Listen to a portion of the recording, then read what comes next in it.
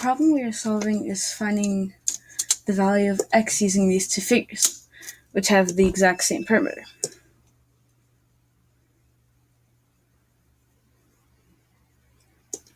Now, to solve problems like these, you need to understand how to get these two figures to have an equation. To create this equation, I took the width of the rectangle and multiplied that by 2, giving me 2 times the quantity x minus 2, which I did that exact same thing with the length.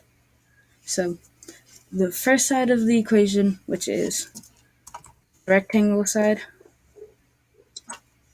reads 2 times the quantity x minus 2 plus 2 times the quantity x plus 5. Now, the triangle is a little bit more confusing. We know that 2 of the sides are congruent because they have the same value, 2x minus 2. So that explains how you get the 2 times the quantity 2x minus 2. And it's simpler knowing x plus 3 is just adding the x plus 3 to that.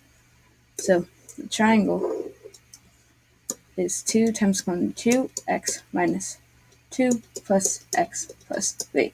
And since these two have the exact same perimeter,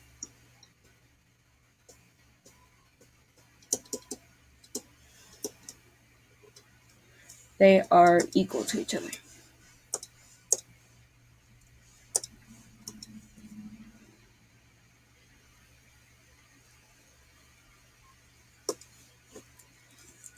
To narrow this equation down, first you need to use the distributive property, which is just taking the 2 that's next to the parentheses and multiplying each value on the inside of the parentheses by it, or any number on the outside. So technically this would be 2x minus 4 plus 2x plus 10, which equals 4x minus 4 plus x plus 3.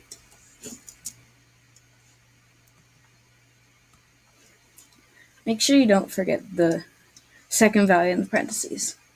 Some people tend to just bring the 2 next to the whatever is in the first area. But to narrow it down even more, you'd have to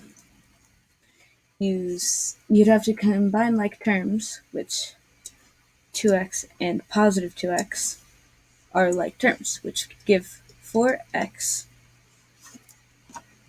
But you need to take this line that's next to the value, say it's just subtracting or adding.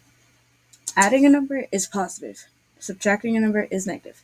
So this would be 10 minus 4, because you're taking the sign of the large absolute value, which is 10 here. And it would be plus 6.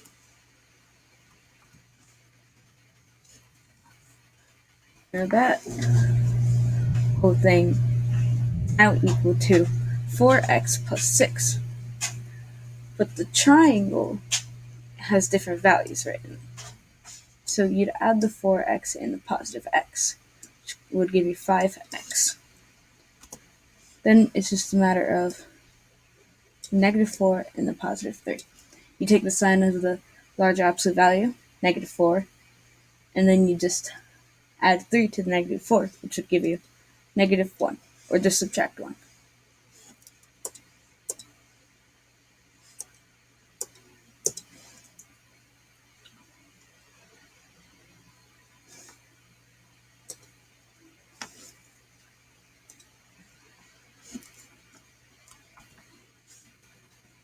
That we got this mess situated over here, we'd have to figure out how to turn this to this.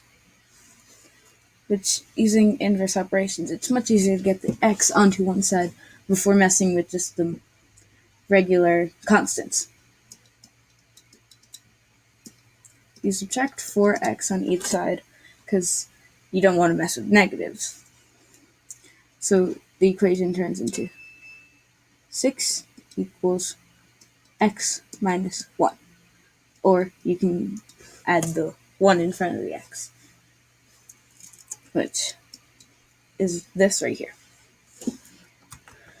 Now you just have to add 1 to either side, and it'd make it 7 equals x, or x equals 7.